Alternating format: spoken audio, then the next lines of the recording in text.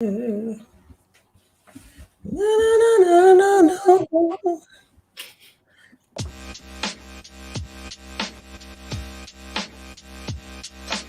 What's going on, everybody? I'm Keith, host of Just Our Thoughts with the Fellas, where 4 to 5 of my brothers give their perspective on national as well as local news. We touch on some trending hot topics as well as culturally relevant news. We also get a chance to dive into some deep core conversations. Check us out live every other Monday at 7 p.m. You can find us on Just Our Thoughts on YouTube live, as well as Just Our Thoughts fan page on Facebook. Also, please don't forget to follow us on IG, JOT with the Fellas. Yo. Yo, what's up, fellas? What up? What's going on, fellas? What up? Good evening, What's the deal? big brothers. Yeah, yo, for everybody out there that don't know, tomorrow is our little brother. I'm gonna say little brother. Because he be the big brother. Oh, stop it, man. But tomorrow is Keith's birthday. Right. All right. Keith is joining the ranks, man. Happy birthday, brother. Hey, man. Yes, sir. Happy Yes, birthday, sir. bro. May 4th, man. May 4th, brother. Yeah. May 4th be with you, brother. Yes. Cinco de Quito. Quito de Mayo. Quito de Mayo. Hey, yo, man, I appreciate y'all, man. I appreciate y'all, man. I don't know what it's always this time, man. I reflect. I don't say too much, man, but I do a lot of reflection, man, on my friendships, my relationships, and my family, man. And y'all are a huge part, a big part of who I am, man. So I definitely appreciate y'all, man, and got nothing but love for y'all, man, through the tough times. Don't start choking up. Don't start choking up now. Yeah, you heard a little stumble in his voice. I hear him all. Come on, man. Come on. Toxic masculinity. We not supposed to be crying, okay? Come on. Cut it out. Yeah, so we there. 30 years, man. 30 years. We here around this time 30 years ago. What were we were seniors in high school. Yes. What's up? That's a dope shirt you got on, man. Man. You like that? You like that? I like that. Fire is hot. Yeah, man. Yeah. That explains us all. Yes, sir. What's good, E? Oh, man. What's good, man? I was just reading Rob Tufnell. We see you, Rob. What's going on, Rob, man? Thanks, Rob, for joining us. Coming from where I'm from. Go ahead, hit that thing for me, Katie. Coming from where I'm from. Yeah. I hear you, bro. And we got the professor, Kev. What's good, bro? What's up, man? What's going on? Hey, glad to be in the land of living, seeing the fellas. Let's talk that talk. Let's talk. Hey, Marla. What's going on for everybody? Marla. Thanks for joining us, Marla. Hey, Marla, what's going on, Marla? Rob Tufnell again. Katina Jones, class of 91 from Camden, that's hanging out with us. Shout out to everybody that's joining us. Those that's not responding, just throw in there where you watching us from. We definitely would like to respond to you. And thanks for showing us some love. I'm your host, Keith Hall. Again, check us out on Apple Podcasts, Spotify. You can find us on iHeartRadio. You can find us on Amazon Music, Anchor, YouTube, Instagram, and Facebook. If you can, go follow and check us out. Subscribe, like our content, and respond, interact with us. We definitely would appreciate that. So now we're going to go into our show. What's good, fellas? What we got up next, man? What we got going on? What's up next? What's up next? Yeah. We were supposed to be talking about, opening up, talking about what things we want to do once this world reopens. Yeah. So everything is opening up, right? Kind of. Would you say, Wardy? Kinda, yeah. A lot of things are opening up. It is crazy because the COVID and stuff, man. People still catching it in certain arees. I know in Michigan, I think it's shooting up again. But here in Pennsylvania and in Jersey, man, things are opening up a lot, man. And I want to know what's some of the things y'all looking to do. This weather is changing. It's supposed to be beautiful on tomorrow. Like the birds are chirping. So tomorrow is going to probably set the tone for the rest of the spring and the rest of the summer. So, what are y'all looking for, man, starting tomorrow? Man, you know what I want to do, EB? What's up, KD? In December, the new Spider-Man movie comes out. Okay. Marvel. Yeah, I know your boy. I know your boys like Spider-Man too. Absolutely. I miss going to the theater and catching those Marvel movies with my little man. You know what I'm saying? When they first come out, getting them AMC theater movie tickets where the recliner seats go all the way back and you take your blankets with you and you watching some 3-hour long Endgame and Infinity War, Spider-Man, that was just, it was so dope to be in a packed, imagine this, the opening night of one of those marvelous Marvel movies with the family in a packed theater. What I'm saying? Enjoying it, oohing and eyeing with everybody else, clapping at the end when that thing, just, overwhelms you at the end. You know what I'm saying? Like, I miss that, man. And take the snacks in my little man book bag, too. Dollar store snacks. Yeah. Dollar stores, Man, we go to Chick-fil-A first and we throw it in the book bag and we in there. But that's what I miss, man. I want that feeling of, being in the theater opening night. It's good that, we can stream stuff and HBO Max and you got the stick and box. But it's nothing like being there when the movie first comes out and feel the energy from everybody else, in a movie or a matinee that everybody's been anticipating. So that I miss. I'm hoping that something like that will happen again, man. Because December, I'm missing the wine festivals. Definitely missing wine festivals, outdoor concerts. And just being able to go and sit at a nice bar, not any bar, but just a nice bar, have some good conversation with people that you don't know, and just kick it, man. I'm definitely missing that, man.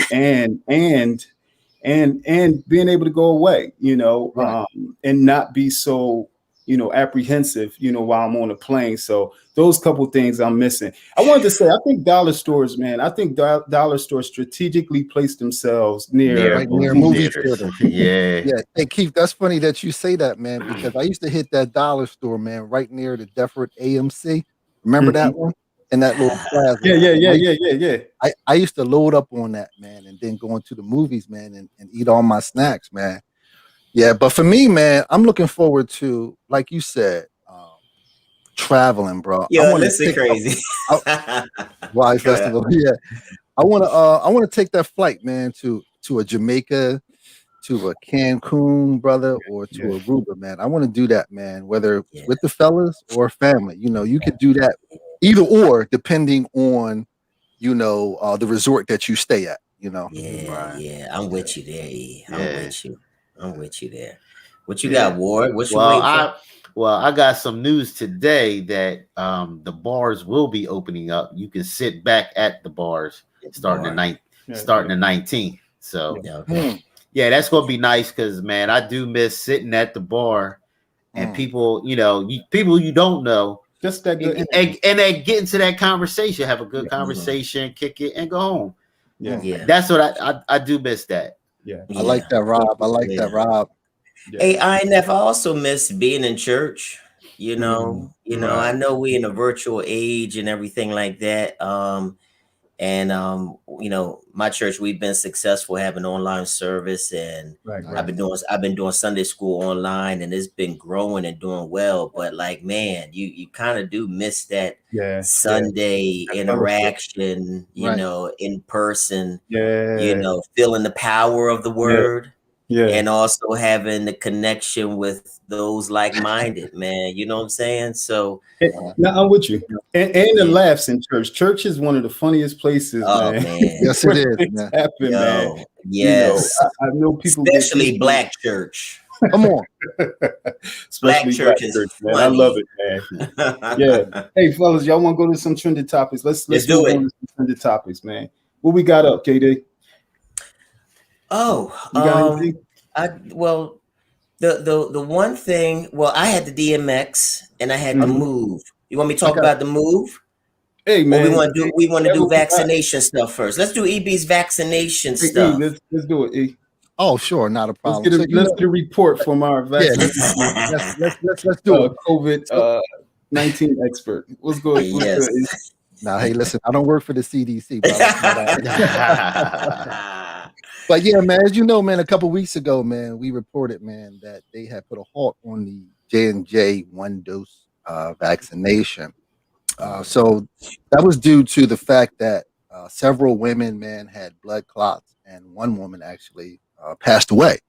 So after some extensive research and some data that they came up with, they decided to resume the vaccination. And my brother and my nephew, I must give them a quick plug. They actually was on the news because my nephew got the Johnson & Johnson vaccination last week. And, it was good to see that little joker on TV getting this shot, man. That's pretty much it on the J&J. You want me to move on? I'm going to move on to the whole easing up the restrictions. How about that? Yes, sir. Yeah. Now, even though some of the areas, man, are rising, man, like you said, Michigan, there's been a huge outbreak in India. You saw that too. That thing is crazy, man. Yeah, in India. No, I'm sorry. Yeah, India. Yeah. Oh, I thought you was talking about that. I'm looking at this. Thing. I'm looking at this that Keith put up there. You know. He talking about that thing is crazy. Yo, that is funny, man. Yo, well. Yo, man, I lost my I like how it rhymes, though. I like how it rhymes. Leave it up to Tamika. What's up, Tamika? Yeah, man. Yo, man. So the CDC and the FDA got together, man. So they're saying that because those individuals who are fully vaccinated, they're going to reduce the kind of restrictions. So those who are fully vaccinated, they said that you can go outside without a mask if you're walking, running, attending household small events, or you don't have to wear a mask if you go to Professor Kev's spin class on Wednesdays and Thursdays at the Kroc Center at 5:30. Don't be putting my son in there. Get out of here. No vaccination needed for spin, man. Yeah. But they do say that they still want you to wear a mask, man, in barbershops, hair salons, shopping malls, and crowded sporting events. So that's pretty much it, my good brother. For that. That's another thing I'm looking forward to. That's another thing I'm looking forward to, being able to get to some games. I do miss some of them games, man. That energy from the crowd, and watching it on TV. The playoffs are about to get started. So I'm definitely missing the fans and the players performing in front of the fans.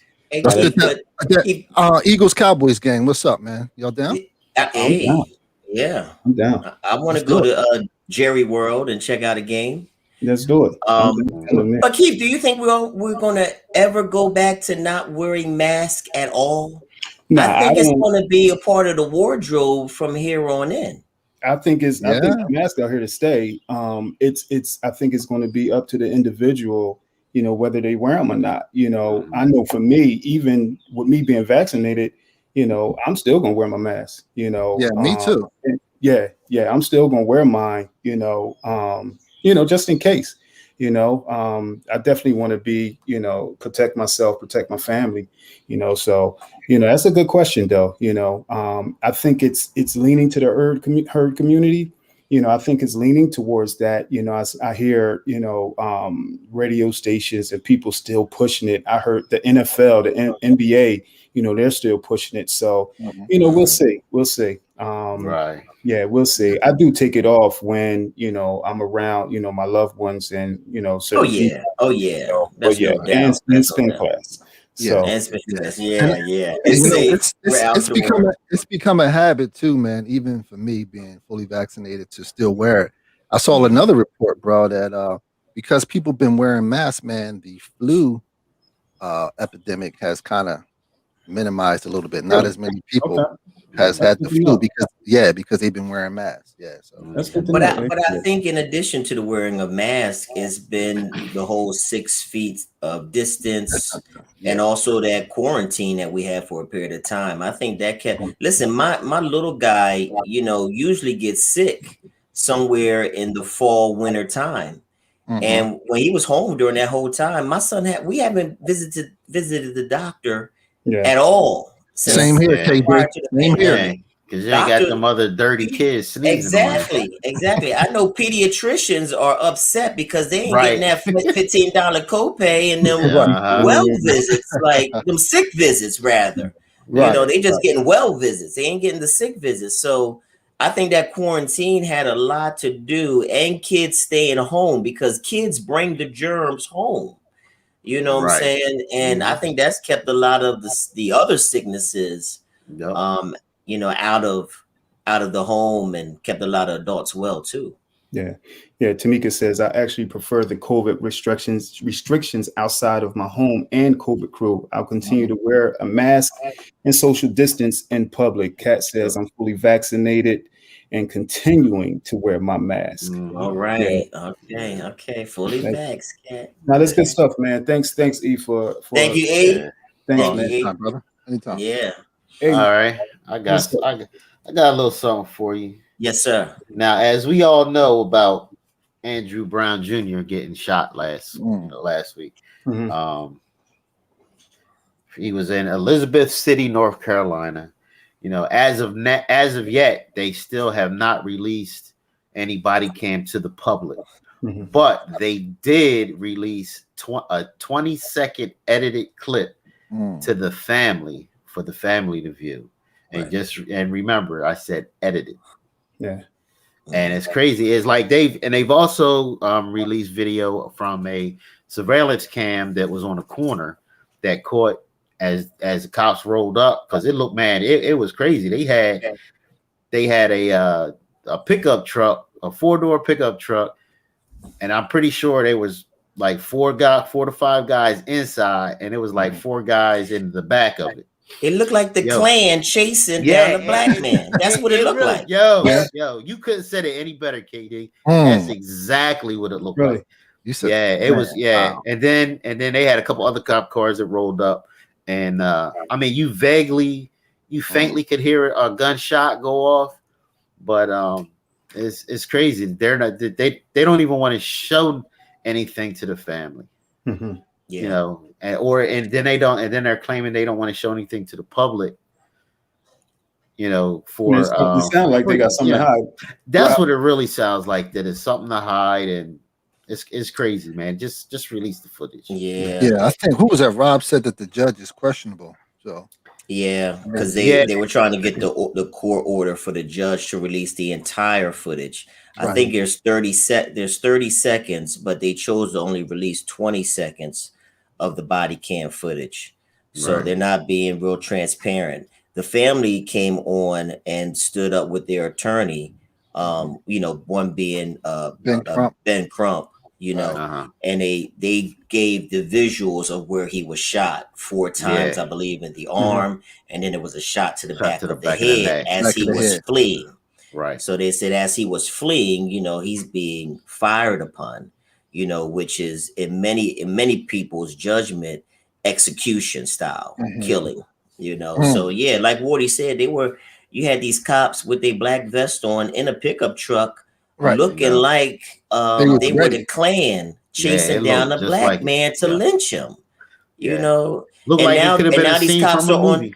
They're on desk duty. Not on desk duty, but I think they're on paid leave. Pending this investigation.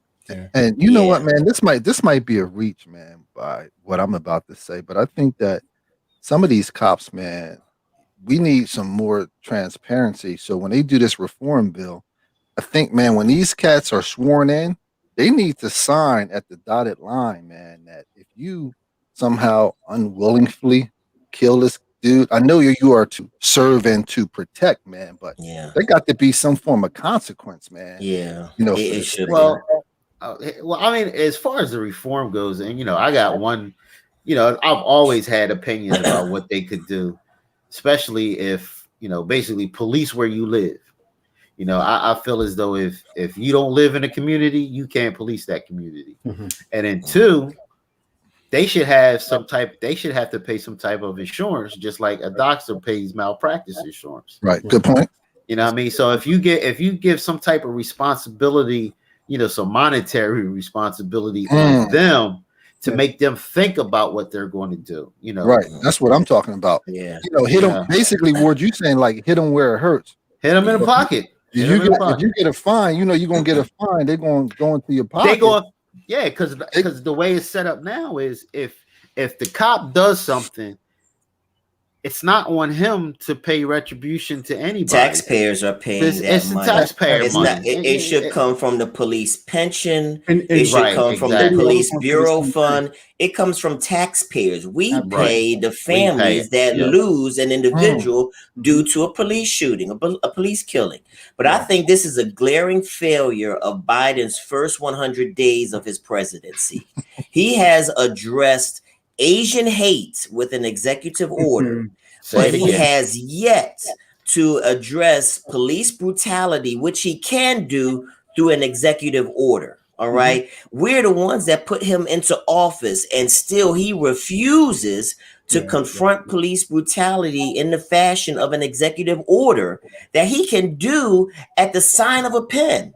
He's saying that he's not going to do that because the next administration is only going to change that. So freaking what? Exactly. Do it now. Sign an executive order. You quick to help the Asian community who has had 1 year of this assault against them. But how long have we been dealing with police brutality, white supremacy at the hands of law enforcement? All right. And this is a glaring failure of President Biden's first 100 days of his presidency. And if I had to do it all again, I question whether or not I will vote for Joe Biden. Right. Yeah. Because it's just like, I always said the Asian community stood right along on the sidelines, didn't care what was going on with us, but they came into our communities and raped us and took all our money, but never did anything for us.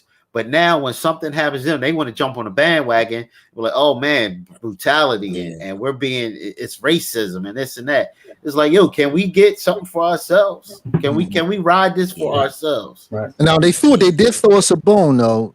Convicted Chauvin though. That was just a bone. Man, that wasn't no bone. That was like a little morsel. Listen, I need to see a little bit more. I need to see a little bit more policy. It's got to be policy. It's got to be more policy. It's got to be legislation and an executive order by the president himself.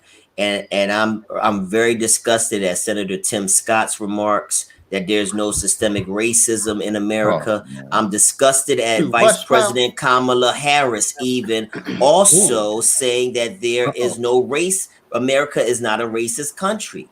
You got to confront this country for what it is, and it's full of racist barriers that prevents Black people from achieving equality and being treated with a sense of humanity, period. And the vice president, even Kamala, failed to say that America is a racist country because it is.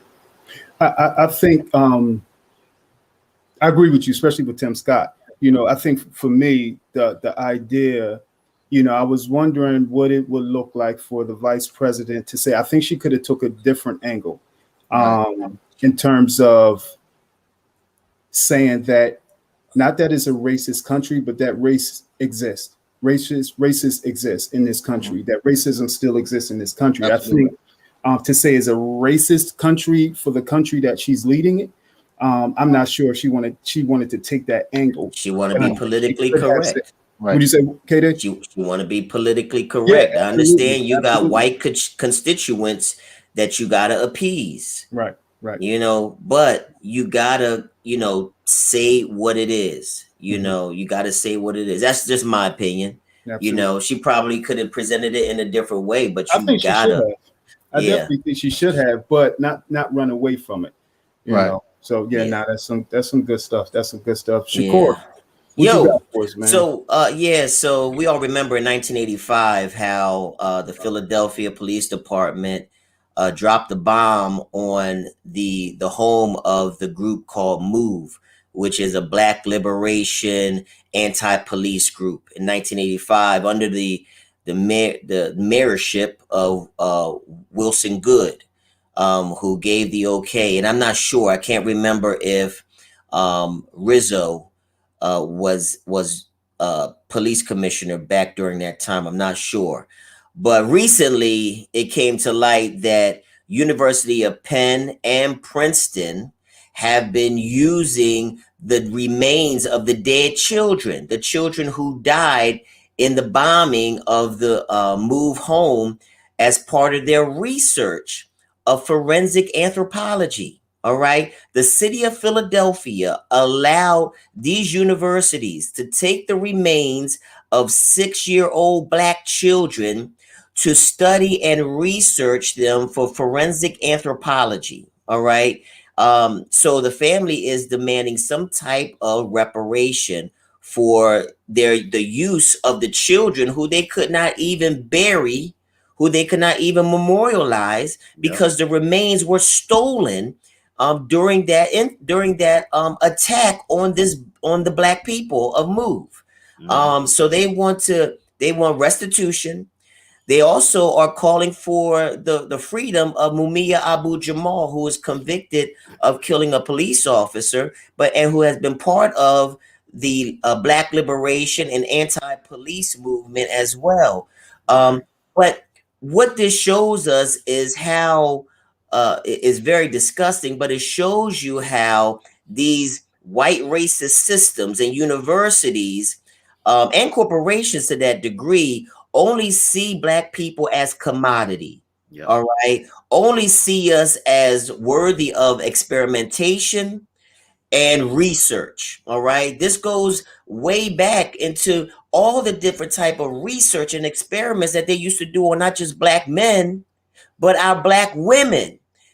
Research concerning gynecology and things of that nature. They used our Black bodies for commodity, for money, and also for research.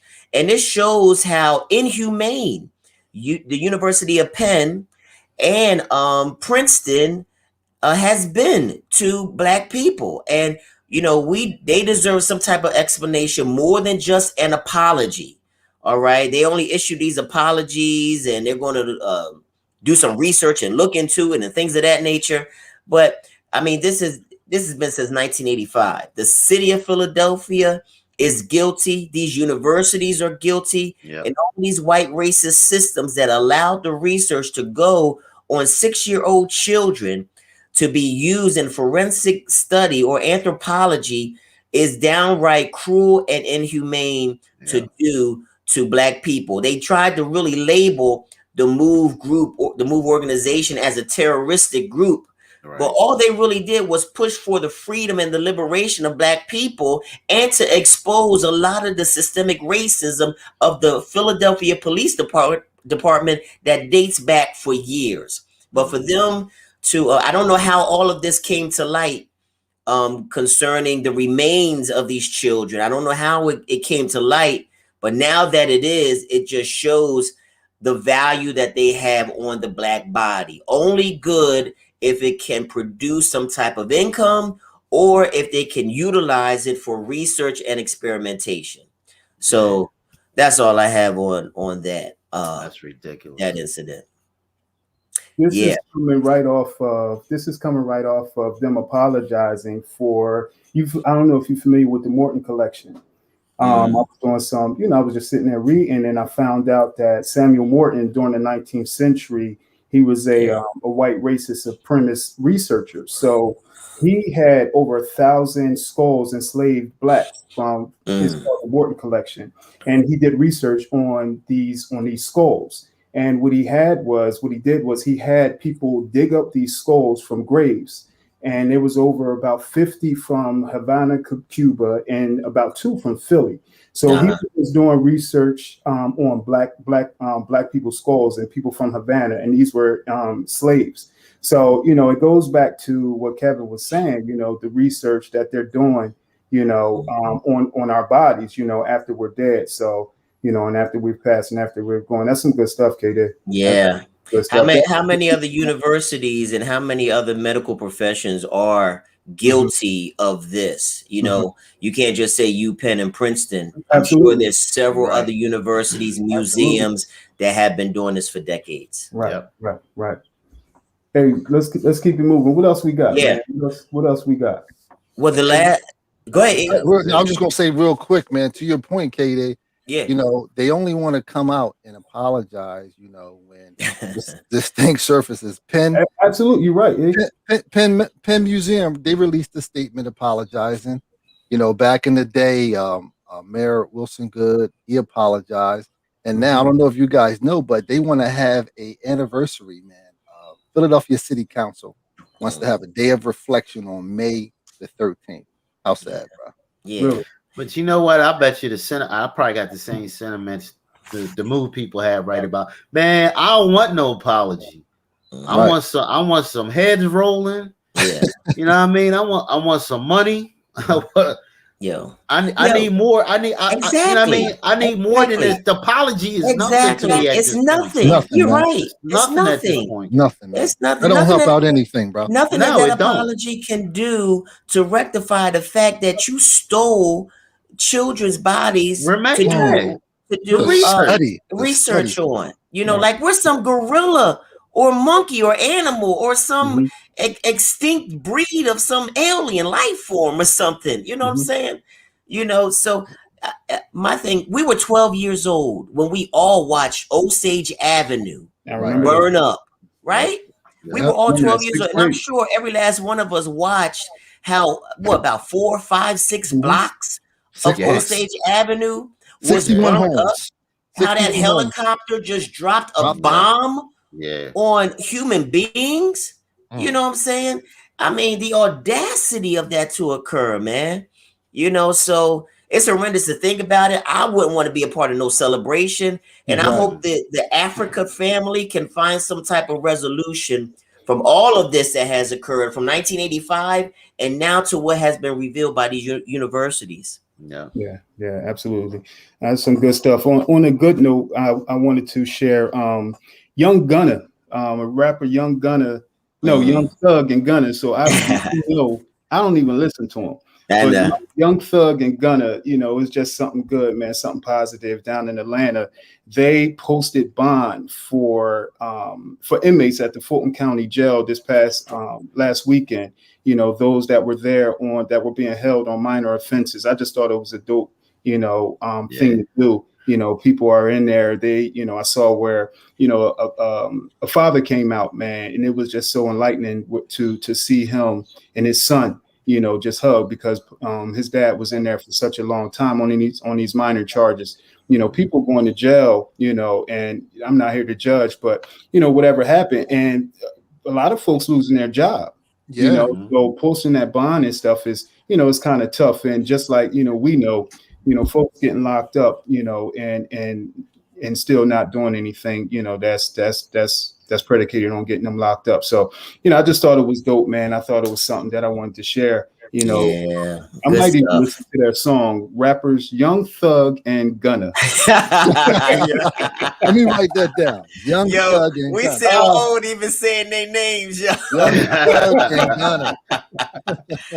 Young Gunna. Young Thug. Also, hey, did you see where the teenage Nigerian young lady received 19 scholarship offers? No, I didn't see that, man. No, she received 19 scholarship offers within Canada. Canada and United States that total up to $5 million, man. That's good stuff right there, bro. Yeah, that's dope, man. Whoa, I was like, that's what's up. So incredible. This is that time, man. This is that time to, I know people say children are our future, but I always say children are our now. But let's keep it moving. What you got, K-Day? The greatest love. All right. So one of the last parts that we was talking about was DMX. DMX was laid to rest last week. God bless his soul. Legendary rapper, performer, actor, icon of the rap game. He was laid to rest. And after he was laid to rest, one of Murder Inc.'s founders, Irv Gotti, he came out on a radio show. And you all remember Irv Gotti from Ja Rule, Ashanti, and that Murder Inc. Era. 50 Cent is always crushing Ja Rule and the whole Murder Inc. team. But Irv Gotti came out on a radio station and said that DMX died from a bad mix of fentanyl and crack. And we know that fentanyl has been a drug that's been on the street as of late, along with this opioid craze, and fentanyl being mixed in a lot of different things like weed, crack, etc. So he went on a radio station to say that was the cause of death when the family hasn't released the cause of death. No coroner has released the cause of death. Really? There's been no official statement from a publicist of his cause of death. And he's been receiving a lot of backlash from the likes of Swizz Beats, from from the Rough Rider camp, and also from 50, and a lot of different stars and a lot of different people are saying, what right, what authority do you have to come out? And we know the man struggles. We know what he struggled with in life. But if nobody from his camp or his team or his family has come out to make any statement on his cause of death, what right does Irv Gotti have to say what his cause of death is? Just to gain a few minutes of fame or to be trending on social media for his comments? It's almost like you want to do more damage to the legacy of DMX. Let's remember him now since he is gone. Let's remember him for his music, the man, the family he created, and the legendary music that he has left us. Why do you want to further try and tarnish his name now that he's dead and gone, and do more damage to his already troubled past? So a lot of people are saying, what right, what authority, is that too soon? Do you even have the right to come out and say this about a man who you have no true connection to at this point in time? So, well, you know what? What's your thoughts on that? Well, I think after hearing that, it's like, hey, was you there? Did you give it to him? How you know? You know what I mean? That's right. Crazy. How you know Irv? Like KD said, nobody from DMX camp put out anything. So where are you getting your information from? Are you just trying to just get ahead? You got something you working on? You trying to get a little bit of attention to put it towards your new project of what you're about to do? So I liken it to. I kind of liken it to when people jump on social media, man, and they post when someone passed away and not knowing if family members know. I kind of liken it to that. When they want to rush to social media and be one of the first ones, and I guess it's like being in the know. You know what I'm saying? I don't know what that is, but just rushing and put it out there real fast. Let the family grieve. Let the family breathe, first, so they can, get a better understanding. I know I don't want to see anything on social media, about one of my brothers or someone, that I love pass, so that's what I kind of liken it to. And I didn't know, I'm not too familiar with Irv Gotti and DMX relationship. I know one thing, that's another thing 50 going to hate that brother for. Yeah. It's almost trying to desecrate or just throw dirt on him, after he has been laid to rest. When you lay someone to rest, you want there to be peace. You know what I'm saying? Let there be peace. I mean, we can't do anything, for the man moving forward, but we don't have to tarnish his legacy. Just speak kind of him. He's got loved ones out there, children, young children, that these type of remarks can possibly trickle down to, and you don't know that type of damage that it can cause his really young children to be impacted by. So we don't really understand the power of our words. I see somebody posted, he's a grown man and he could say what he wants freely, but you got to understand the impact of your words and how they can trickle down and have a long-lasting effect on impressionable minds and ears that can hurt them in the long run. So you got to watch it. The power in the tongue. Power of the tongue. Life and death is in the power of the tongue. And we should be wanting to speak life and not further division or death, even about the living or the dead. Hallelujah. Yeah, and you know what? This could harm his children, man, later on down the line. That's what I just said, E. Yeah. Definitely. No, that's good stuff. That's good stuff. Yeah. Good looking, KD. Good looking, man. Good Got looking it. on that. Good stuff, y'all. Yeah, good stuff. Thank you, brother. Thanks for everybody joining us. Jumping on here with us on Just Our Thoughts. I'm your host, Keith Hall. I'm here with the fellas. We got Warheem, E Double, and Professor Kevy Kev. Yes, check us out if you can on Just Our Thoughts on all our platforms. Go to Apple Podcasts, Spotify. If you can, download, leave a review if you can. Whatever you think of us, leave it. We definitely don't mind criticism. Go to Apple Podcasts, Spotify, iHeartRadio, Amazon Music, YouTube, Instagram, and on Facebook. So we love the interaction with our family. We love the interaction with our people. So if you can, just continue to support us, and we thank you. We're here in May, and I'm loving it. Y'all already mentioned my birthday is tomorrow. So May 4th. May 4th. Yes, sir. It seems like it's so many Taurus now, man. What's up, Arlene? That's another Taurus right there. What's going on, Arlene? But what's up, Arlene? It's good for me, once of the would you say, Katie? Runs into him. Oh no, I was reading Arlene's thing, so, but I was singing to you. How old are you? How old are you? Okay. Man, so waking up to the birds, man. This weather, I love this weather right here. That 103 weather for me. Is I'm trying to do that. But this 80, 85 degree weather, man, I definitely love it. So it's the other day I wanted to share with y'all. I saw on social media, man. I saw on social media so many parents, posting their loved ones, their kids, and committing to these colleges, committing to these universities. Bro, you want to talk about the smile that was upon my face when I saw that, man? Just the laughter, the joyous, moment, man, for them, man. That hard work that they all put in. I thought about it, man, and began to reflect. We already talked about 30 years ago for us, just being able to see them, man, with their paraphernalia, man, their college attire, man. I just thought it was dope, man. So, those two things that I look forward to on social media is when the kids go back to school, seeing them in their fresh gear, fresh haircuts, everything. And then when the kids are about to go to college or they committed, one of the things I definitely wanted to ask y'all, man, was, what is it like after school and coming back home? In terms of, thanks, Rob, for signing day. What is it like, after you come back home? In certain cultures, I know certain cultures, man, kids come back home and they can stay home.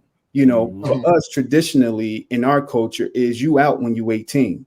It's time for you to go.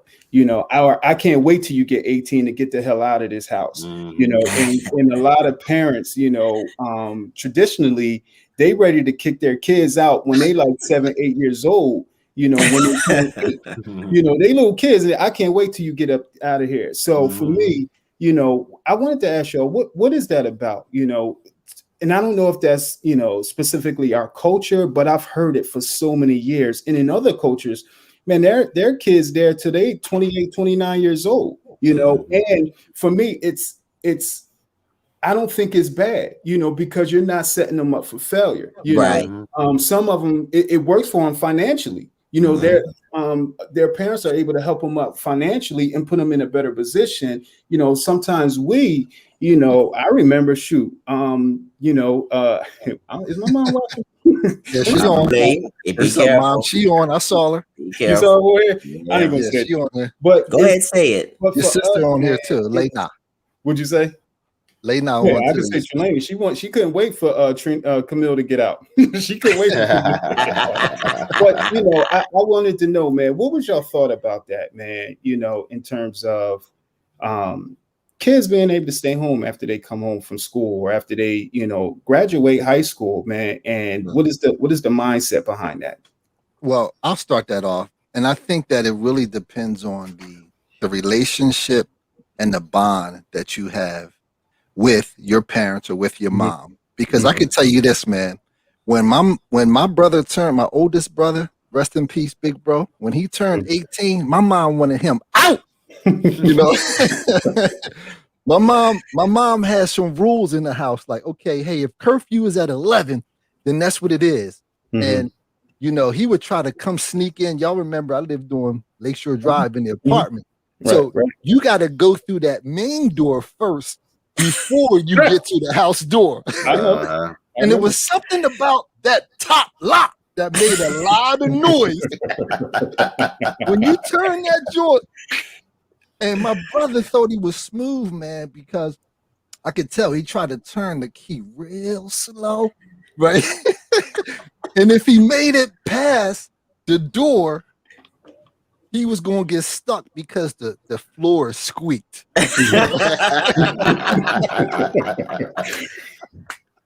So I think it really depends on that, man, because Mom Dukes wanted that joker out. But for me, I must say, he was 9 years older than me. So I'm experiencing all this at 8 years old. Yeah, right? So you already know what not to do. What not to do. My middle brother, Mark, he probably watching too.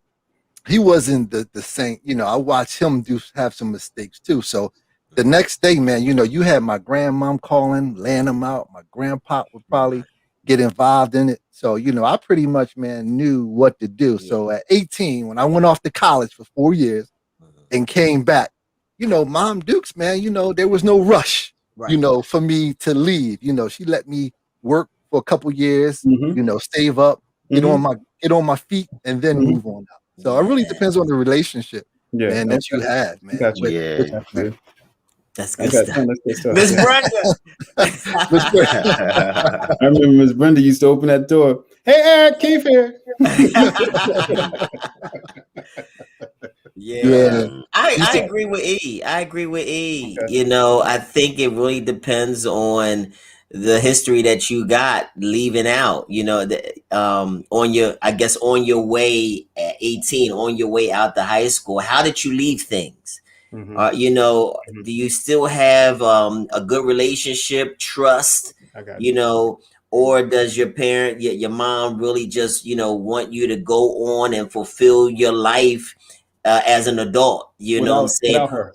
Right, without her, you know what I'm saying? And like EB said, me and my brother was different. My brother, Ken, what's up, Ken? Ken, while I went to college, my brother, he began to just work, work different jobs and things like that. And he wasn't necessarily dependent on mom. Once he was headed towards graduating high school, my brother, he really wanted to live his life as an adult, rather if it was relationships with other women, working and things of that nature, and not being at home. He wanted to really experience the independence that the age brought, and he did. Me more so, just like all of us, I wanted to go to college, and I knew that I could come back home because number one, my mom needed me. My mom had that time, she had gone through a divorce, and it was just her and my little sister. So when I'm coming back home, it's really to be there for my mom, and to work and to do what I can to help, my mom get the home, we had to kind of start over again when I graduated from high school, so I was there with my mom. Some people would be like, your mama's boy, but I saw that I was required and obligated to come back and help my mom and my little sister. My little sister was when it came time for her, little Kimmy, when it came time for her to go on to college, I had to help her go back and come back, transport her and all her stuff up North Jersey to Tottawa, New Jersey, Ramapo.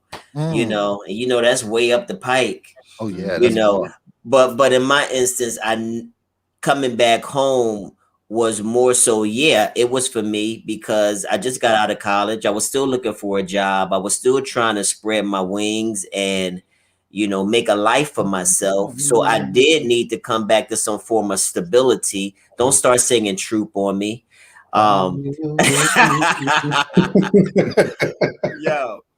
But it was also because, you know, of the change that my mom and my family was going through at the time. So I know that I needed to be there. So me being there, you know, was, I know, welcomed. You know, my mom would never say, you know, no, I need you to come back here and be with me. You got to do this, that, and the other. You know, she would have been, my mom would have been fine had I chose to get an apartment and have a job and live somewhere else. My mom would have been fine. You know what I'm saying? You know, she never asked me. You know, that was just something that I felt in my role as son that I owed it to her, as she supported me through my time in college. You know, and not just that, my whole life. You know what I'm saying? You know, so you know, and even now with my son, it was great to see him go to the prom. It was great to see him graduate high school. It's great to see him in college. It's great to see him working. He just bought a car, you know. So these milestones in his life is beautiful to see. Hey, do you have the same? Do you have the same rules that your mom had in terms of time he has to be in, and those same rules? Yeah. Well, my mom was flexible with me. You know, that was Miss Brent, the other Miss Brent, right? Yeah. Another Miss Brent. Yeah. My mom was flexible with me when I returned home from school and I graduated, you know, because, you know, I had achieved what I had set out to do. You know, and I had a full-time job and I got my first car. So I had achieved what I had set out to do, you know, so I have more flexibility, you know. While I do give my oldest son flexibility, there is a time that he has to be home.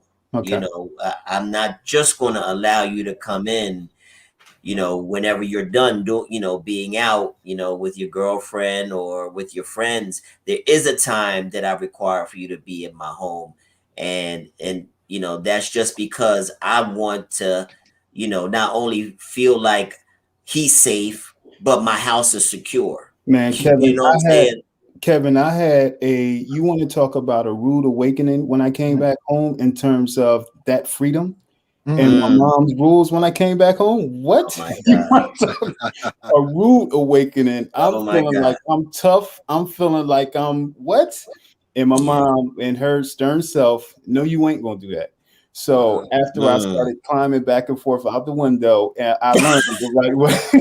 Oh my God! Yeah, you want to talk about? Keith, I didn't know you was climbing out the window. Yeah. I had it was like an awning attached to my. You know how my room was. It was an awning to the backyard attached to the window, so I could go right on the ledge, and I was pretty athletic back then, just to get out.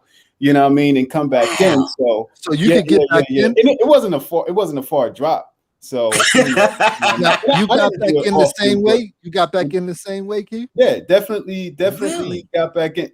Rob, she knows now, Rob. Yeah, I got back in the same way. I got back in the same way, you know. So it was all right. And one of the things, you know, where we were, it was some buildings right behind my backyard. So I always in my mind thought that I'm looking around to make sure no one sees me coming inside that way. I'm looking like a criminal. Yeah, looking like a criminal. Yeah, I'm trying to make sure I'm taking some precautionary measures too. Yeah. So how did that make you feel, Keith? You know, you really had to, like, you were walking on eggshells during that. It wasn't it was just a rude awakening. It was when I came, you know, I mean, you're in school, you go in when you want to go and you wake up when you do what you want to do. And when you come back home, my mom's rules were pretty much the same. She bent a little, but it was me. It wasn't her. It was me that felt like I wanted to do what I wanted to do, and that wasn't happening there. So my brother had to change up a little bit.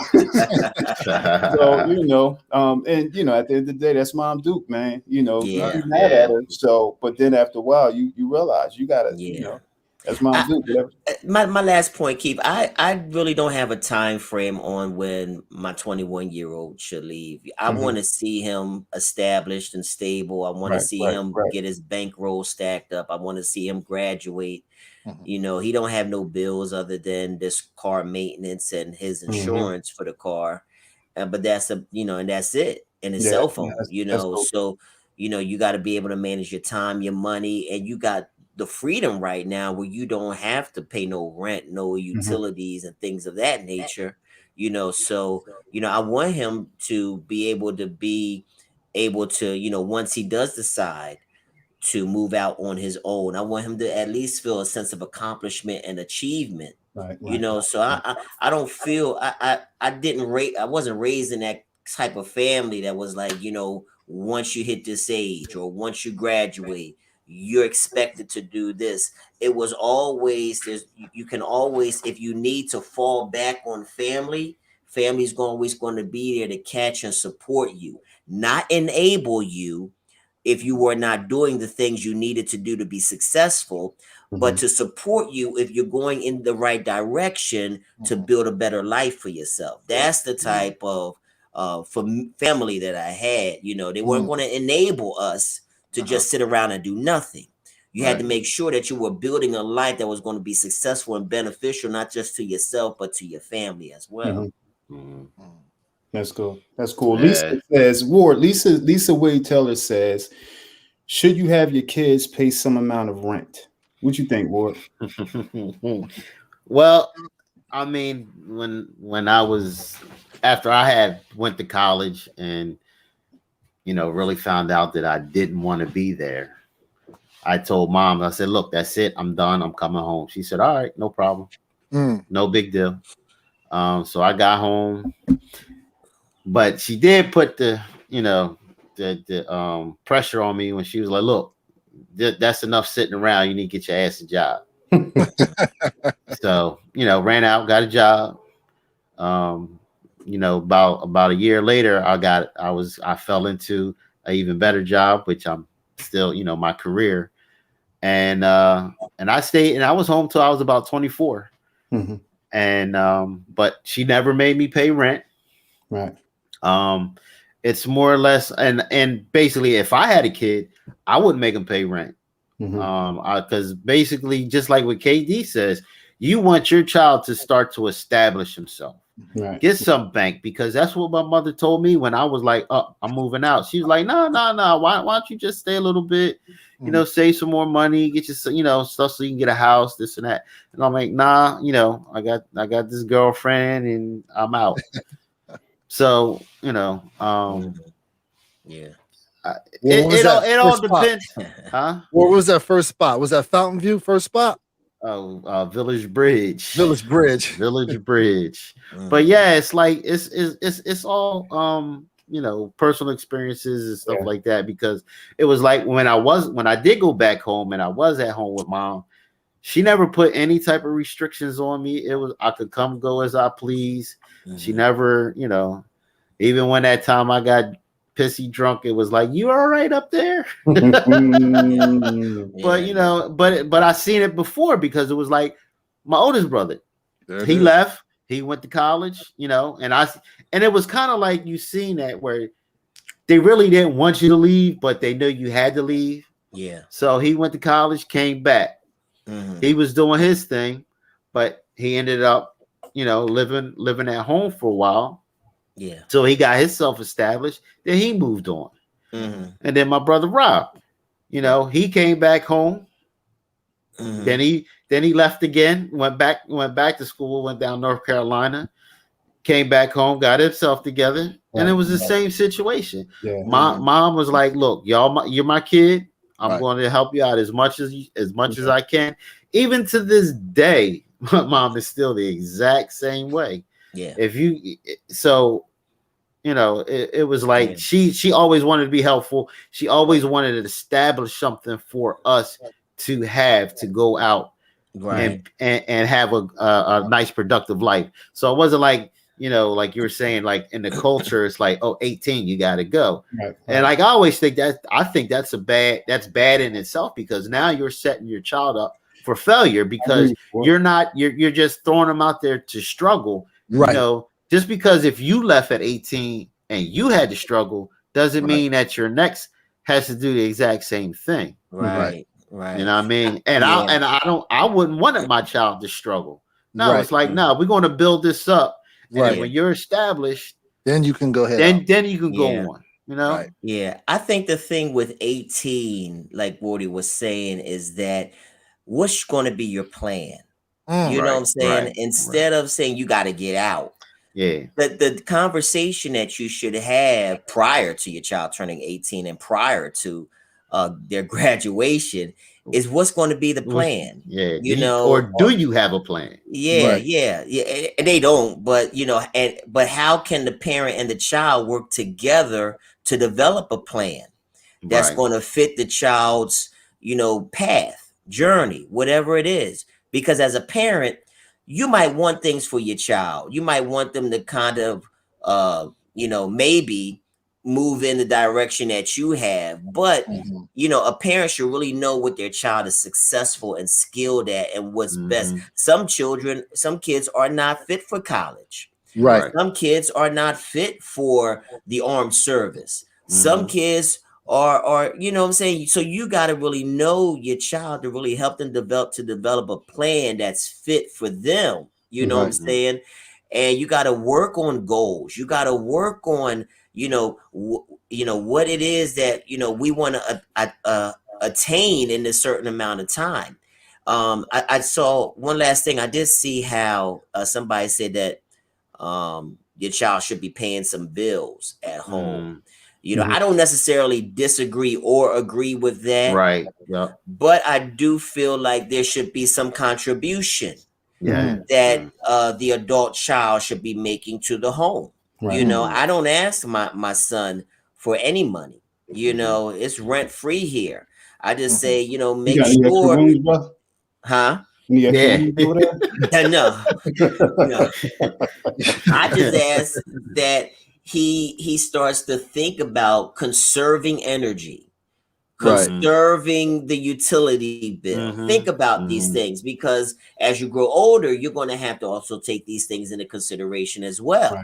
Right. You know what I'm saying? Don't be added liability to me. Right. Okay. But contribute in some type of way. Still take the trash out. Still, clean up. Right. Still wash the dishes. Still help me with the care for your grandmom or your little brother when you can. Still do things that will help to contribute to the household running smooth. Wherever you can fit in, whatever your hands can find to do it. Right. That's a good point. Don't wait for me to have to give you assignments.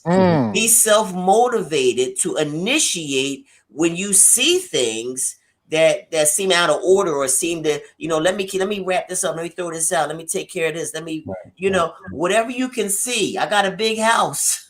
I got a big yard. I got a lot of trash. That no one person can do it all together. So wherever you can contribute, do that, and you got some money, pick up some lunch meat and cheese, some bread for us. Right. I always thought that it was important, to your point, Katie, to make that contribution, man. Like, growing up, my mom, she had like a little budget. So she didn't want to turn the air conditioner on all the time during the summer months. So I used to help out towards the electric bill. And, when we had cable, man, I remember, man, we only had like Prism, you know what I mean? Remember that back in the day? With the big wooden box and I wanted HBO, and as I got older, and Showtime and all the other stations, man. So I would contribute, man. And when we had the fancy house phones, man, and the 2 and the 3-way lines, man, my mom was like, no, only a 1-way line, man. And all my friends will be making them. Remember the emergency breakthrough, man? Yeah. I remember that.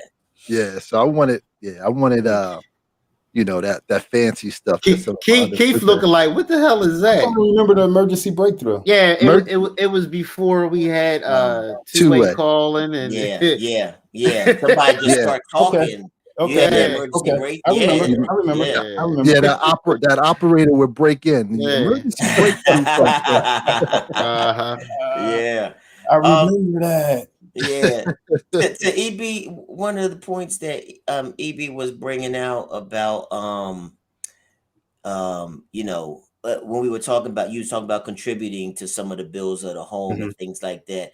And one of the reasons why I really don't want my son's money because the other thing is that I want him to, start being responsible for the little bit of bills that he has, and to also start to develop his own line of credit. Right. To get that credit card and to be paying those things timely, so that, he can start developing his credit history and keeping his score good. So, to save your money, earn your money, spend it wisely and start to build your credit history. And these are some discussions that,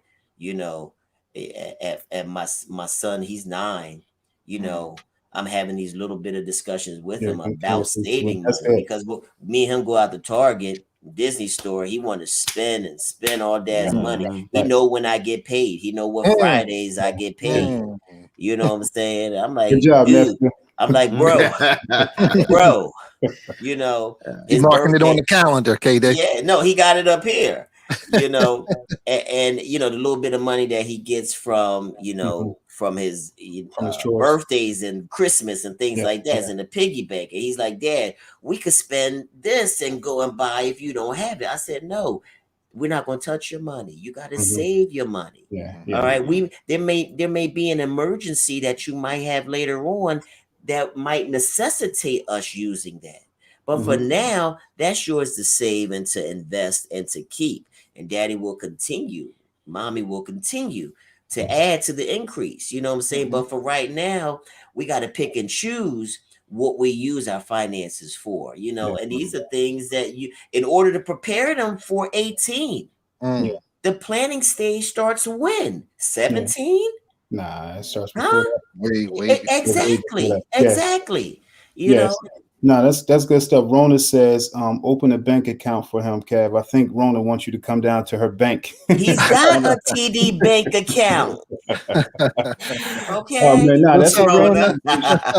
We had some a lot of people that's joining us. They definitely had a lot of great things to say. Some say, it helps them, with financial literacy when they get a little bit older, when they're on their own. Some say, nah, just come here, stay. I'm gonna help you, build your wealth, so dope conversation, man. Y'all want to get into some segments? Wait, McKeith, one last thing. What did college teach you? College taught me how to wash my clothes and how to make some basic meals. All right. Other than my degree. What did college teach y'all? Y'all a little bit, just real quick. It taught me discipline. What you just said. Adult. Taught me how to be an adult. Discipline. Social skills and to help me find my voice. It taught me I ain't want to be there because I learned all that other stuff at home. Right. Because it was like we were independent anyway. So, even before I left to go to college, I could do my own laundry. I could cook my own meals and, But there was some life skills that I learned. And living on campus, and I'm just using cooking little meals and washing laundry. But there was some really life lessons, some life skills that I learned by living on my own, and also having a self-awareness about how to deal with other people, your social interactions, because you're coming in contact with so many different people. You got to learn who you can trust and who you can't trust because of the new environment. Me and EB went to the same school, college roommates, Stockton. We was college roommates, had the same circle of friends that we had, but there was some cats that we knew we should not hang out with. Absolutely. All right. We knew that. And that was a reflection of our upbringing. You know what I'm saying? Those cats, it was a couple dudes, EB, that got taken out by campus police. Absolutely. I ain't gonna say what they did, but these was dudes that we knew, but we knew that we should not affiliate ourselves with them, because it will cost us everything that we were building at that point. Right. Some cats got them charges, man. Let's get into these segments. What we got?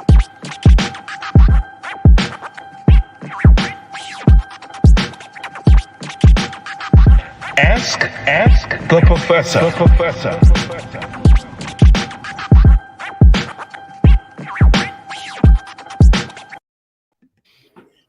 Shakur, Ask the professor. Giving you more. Back in 94. Tomorrow, I'm in 94. Yo, KD, ask the professor, man. I got one question. Oh, you do? Oh. Okay. Yeah. All right. What's the best way step parents can discipline their teenage child? Oh my God. The best way that step parents can discipline their teenage child. Their mate's teenage child. Yeah.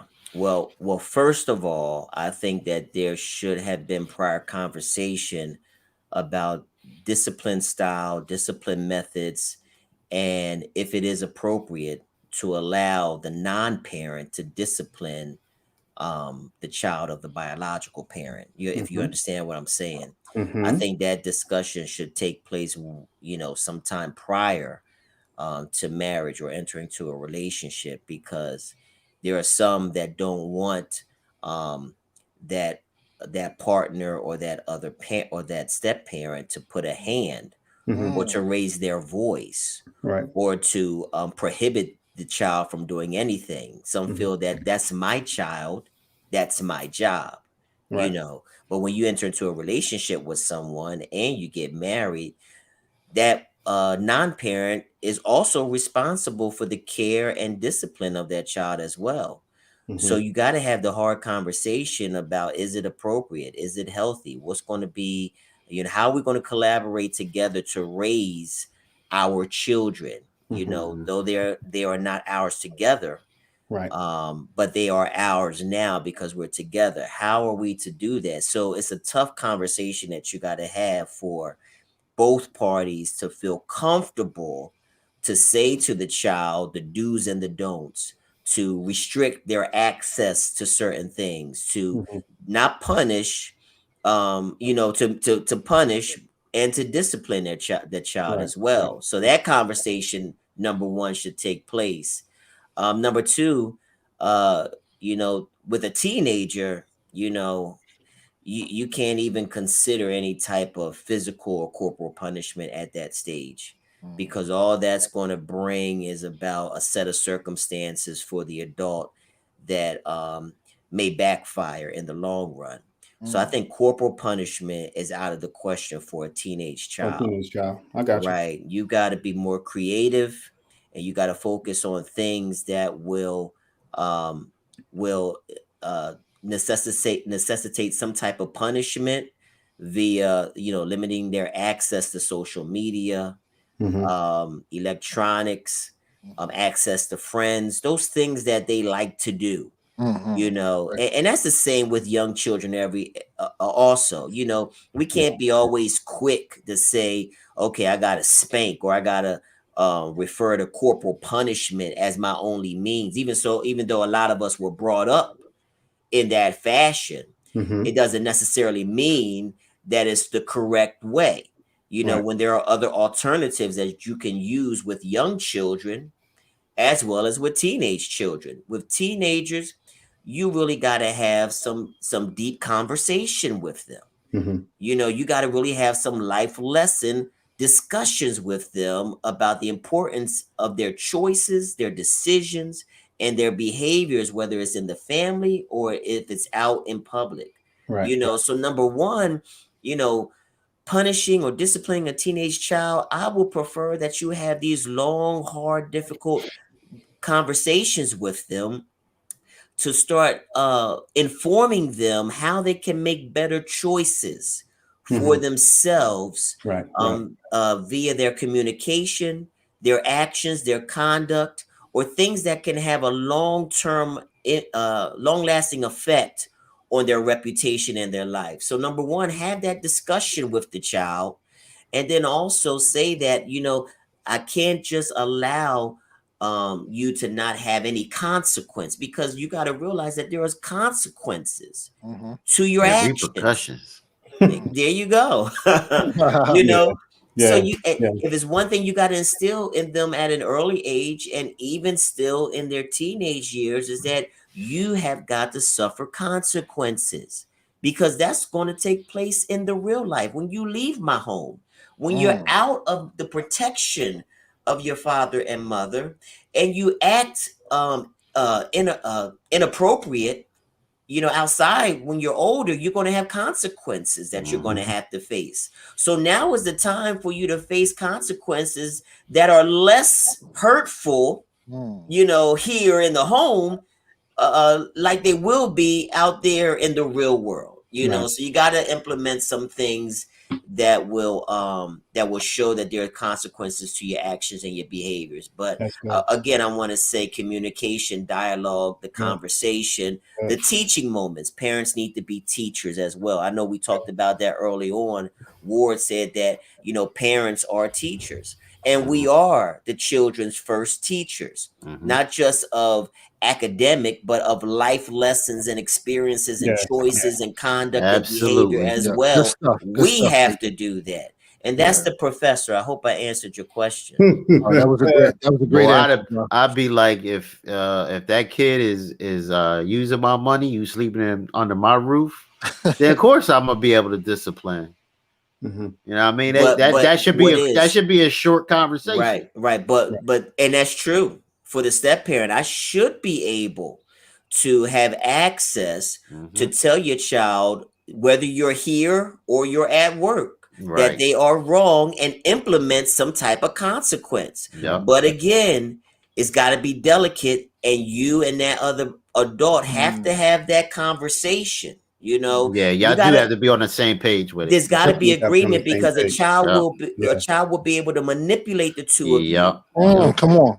And draw division in your relationship. So you got to be a cohesive unit, especially when you're dealing with your own biological children, or you're dealing with another person's child as well. Because you remember, there's another baby daddy or baby mama somewhere out there that can add another layer to all of this as well. I'm right. Yes, definitely. Good stuff. Good stuff, man. Hey, let's head on to Ward's Man Law. Man.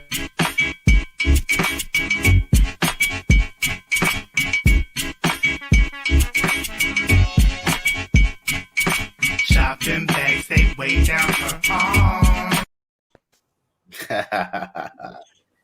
What's up, Wardy? What you got for us? Love that song, but hey, okay, we're gonna go with Man Law number 17. We're gonna do it real short. Okay. Man shall not lie. If she asks you, do these jeans make my ass look big?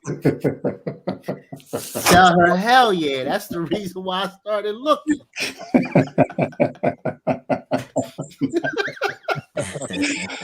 Oh, man. Hey, Ward, you got to say that one again. I start laughing. You threw me off with that. All right. I said a little different, but it is basically... No. I'm gonna read it as I wrote it. Now, right. If she asks, do these jeans make my ass look big? Tell her, hell yeah. That's what got me looking in the first place. All right, big in a good way, not big in a good way. Big in a good way, baby. Yeah. Love it. Tread lightly. Have y'all ever been in a situation where you was with a female and you wanted them to, like, they asked you something in the first thing, yeah, babe, you look good, knowing damn well that them jeans fit, or her shirt was awkward or something. Right. But you may have had a different agenda or something like that, and you wanted her to feel well. Yeah. I mean, I think we all have, man. We all have. I don't know. I've been bluntly honest in my career. I would never be able to tell that. Is that why is that? Are you still single, Wardy? I don't know. Damn, KD. Yeah, but you took me there. I think you have to, watch your words when it comes. You do. When it comes to their weight and what they're wearing, because you want to be honest, but you don't want to be brutally honest. You know what I'm saying? Hey, Kev, say that one more time. You want to be honest, but not brutally. But not brutally honest, So you got to tread lightly. You got to pray about it before you make an answer. So Katie, you saying if she wears a size 8 and she wearing these jeans, you don't want to tell her that those jeans make her look like a size 20. You don't want to tell her that those jeans make her look bigger than what she really is. Is that what you're telling me? I don't want to say it in a hurtful way. Okay. I don't want to say it in a way that's going to damage her self-esteem, her confidence. But I want to deal with reality and be realistic about things. So Katie, you just tell them sometimes just because they make it in your size don't mean you have to wear it. So Shakur, you telling me that you can't say to her, honey, I remember when we first met, you used to get your hair done all the time, and I haven't seen you get your hair done the way you used to in a long time. You can't say that. Here you got to flip it and reverse it. You got to say, come on, babe, I got a couple $100 here. Why don't you, go get your mani pedi? Okay. And, I found a good that hair salon you used to go to. Why don't you get that nice little style that you've been talking about or you had prior to that? Here's how you kind of can slide that in a way that's going to support. You know what I'm saying? Support the move. So we talking about support. Nah, you know what? Hey, to Kev's point, I was told the same thing, bro. You can't really hurt their feelings. You have to offer some dollars for them instead of saying, "Hey, you need your hair done. Hey, here's a couple of dollars, to get it done." Exactly. Someone told me that, Katie. Yeah, because if you're gonna criticize it, what are you doing to help me stylize it? I don't know if it's criticism. Isn't it just being supportive? I wonder, do some women want you to be blunt? I mean, someone wants you to not be so nice, and not so kind, and just tell them the flat out. I don't know too many babe, of them. that shirt looked like you had it on when you was about 7 to 6. Like, I think you can't go there. You don't want to go there. Keith is playing devil's advocate. He's playing devil's advocate. He would never. That game, Never Have I Ever. But that's something that. but then Keith, that's something I would say, not you. Tamika McClendon says, say it with love. Whatever it is that you say it with love. Make sure that it's with love. Alyssa says, criticize yet correct. Now that's some good stuff, Ward. One more time, Ward. I need to hear that. One more time. Hit that beat. Hit that beat. Oh man. All right. If she asks, do these jeans make my ass look big? Tell her, hell yeah. That's what got me looking in the first place. That's what got me turning my head. Yep. That's dealing from a strength-based approach. I'll give you that. That comment is dealing with it's coming from a strength-based approach. It's not coming from pointing out a flaw. Or he's dealing with a strength. That is what brought me to you, drew me to you. So we're going to approach it like that. So you got a 10 on that. You got a 10. I'm gonna give you a 10. I'm gonna give you stuff. Good stuff. That was a great way to flip that. You are a great gymnast right now. I'm gonna give you a 10 on that, brother. Hey, Keith, Alyssa said you off the hook. Dominique Dawes. He says off the hook. Hey, this is another amazing, dope, man. Great episode with the fellas with Just Our Thoughts, man. Here again, we got Keith Ward, Eric, and Professor Kev. If you can, check us out on all our platforms: Apple Podcasts, Spotify, iHeartRadio, Amazon Music. We also on YouTube, Instagram, and Facebook. Download our content, write some reviews, subscribe, and share. Please do. We appreciate y'all. Love you guys for hanging out with us. Love you guys for laughing, entertaining, and interacting with us. Thank you. These are Just Our Thoughts with the fellas. Happy birthday, Keith. Peace. Happy birthday. Happy birthday. Yes, sir. May 4th. May the 4th be with you, brother. Yeah. Yes,